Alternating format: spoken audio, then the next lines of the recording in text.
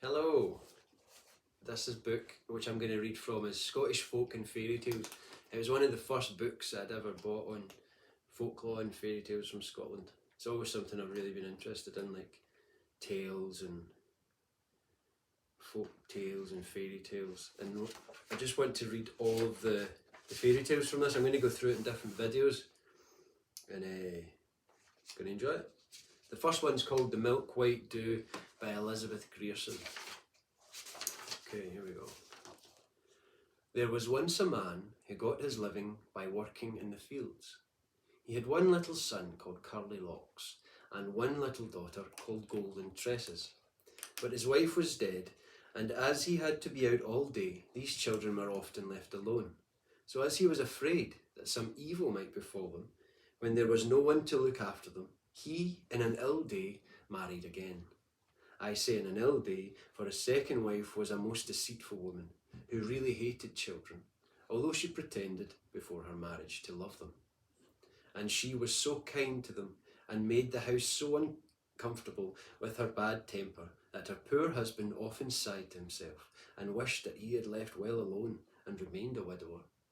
But it was no use crying over spilt milk, he thought. The deed was done, and he'd just try to make the best of it. So things went on for several years, until the children were beginning to run out of doors and play by themselves. Then one day the good man chanced to catch a hare, and he brought it home and gave it to his wife to cook for the dinner. Now his wife was a very good cook, and she made the hare into a pot of delicious soup.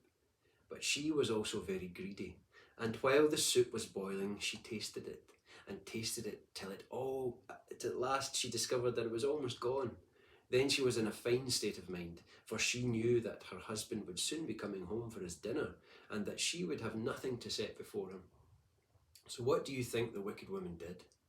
She went out to the door where her little stepson Curly Locks was playing in the sun, and told him to come in and get his face washed. And while she was washing his face, she struck him on the head with a hammer and stunned him, and popped him into the pot to make soup for his father's dinner.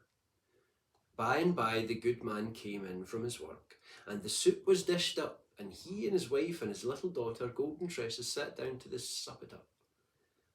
"Where's Curly Locks?" asked the good man. "It's a pity he's not here while this soup is hot." "How should I ken where he is?" answered the wife crossly. "I have other work to do than to run about after his mischievous laddie all the morning." The good man went on supping up his soup in silence for some minutes, and then he lifted up a little foot in his spoon. "This is Curly Lock's foot," he cried in horror. "There's been ill work here." "Hoot savers!" answered his wife, laughing, pretending to be very much amused. "What should Curly Locks's foot be doing in the soup? 'Tis the hare's foot, which is very like that of a bairn." But presently the good man took something else up in his spoon. "This is Curly Lock's hand. I ken it by the crook in its little finger."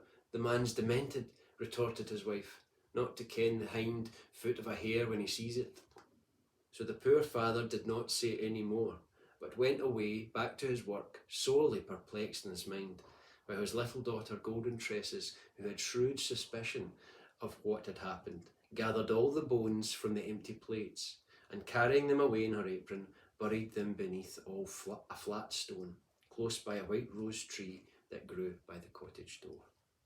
And lo and behold, those poor bones, which she buried with such care, grew and grew to a milk-white dew, that took its wings, and away it flew. And at last it lighted on a tuft of grass by a burnside, where two women were washing clothes. It sat there cooing to itself for some time. Then it sang this song softly to them. "Pew, pew, my mimmy me slew, my daddy me chew, my sister gathered me bones and put them between two milk-white stains, and I grew to a milk-white dew, and I took to my wings and away I flew." The women stopped washing and looked at one another in astonishment. It was not every day that they came across a bird that could sing a song like that, and they felt that there was something not canny about it. "Sing that song again, my bonny bird," said one of them at last, "and we'll give you all these clothes." So the bird sang its song over again, and the washerwoman gave it all the clothes, and it tucked them under its right wing and flew on. Presently it came to a house where all the windows were open, and it perched on one of the windowsills, and inside it saw a man counting out a great heap of silver. And sitting on the windowsill, it sang its song to him. Pew, pew, my mimmy me slew, my daddy me chew, my sisters gathered my bones, and put them between two milk-white stains, and I grew and grew to a milk-white dew, and I took to my wings, and away I flew. The man stopped counting his silver and listened. He felt, like the washerwoman, that there was something not canny about this dew. When it had finished its song, he said, Sing that song again, my bonny bird, and I'll give you the silver in the bag.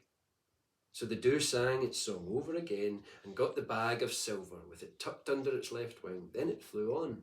It had flown very far. However, before it came to a mill where two millers were grinding corn, it settled down on a sack of meal and sang its song to them. Pew, pew, my mimmy me slew, my daddy me chew, my sister gathered my bones and put them between two milk-white stains. And I grew and grew to a milk-white dew, and I took my wings and away I flew.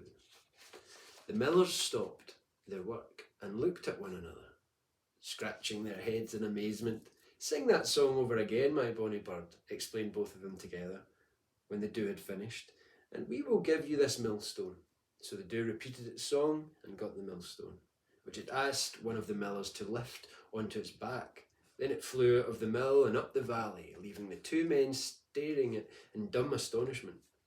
As you may think, the milk-white dew had a heavy load to carry, but it went bravely on until it came within sight of its father's cottage and lighted down at the last of the thatched roof. Then it laid its burden on the thatch, and flying down to the courtyard, picked up a number of little chucky stones. With them in its beak, it flew back to the roof and began to throw them down the chimney. By this time it was evening. The good man and his wife and his little daughter, Golden Tresses, were sitting round the table eating their supper, and you may be sure that they were all very much startled when the stones came down, rattling down the chimney, bringing such a cloud of soot with them that they were almost smothered.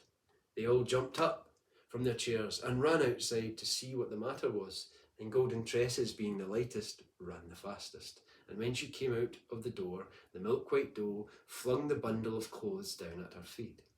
When the father came out next, and the milk-white dew flung the bag of silver down at his feet.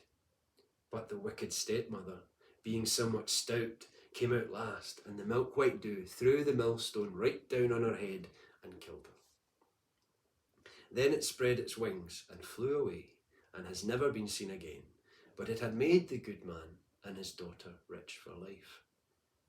And it had rid them of the cruel stepmother, so that they lived in peace and plenty for the remainder of their days. Thank you.